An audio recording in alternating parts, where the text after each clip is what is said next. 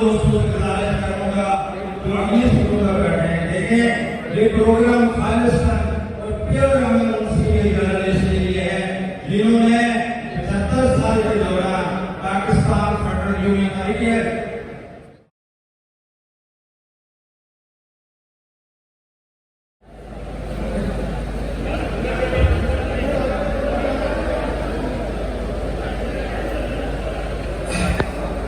PFUJ ने पाकिस्तान के आइन बनने से पहले जब अपनी बाकायदा कार्रवाइयों का आगाज किया तो पाकिस्तान पीएफयूजे ने Pakistan federal union of journalist ने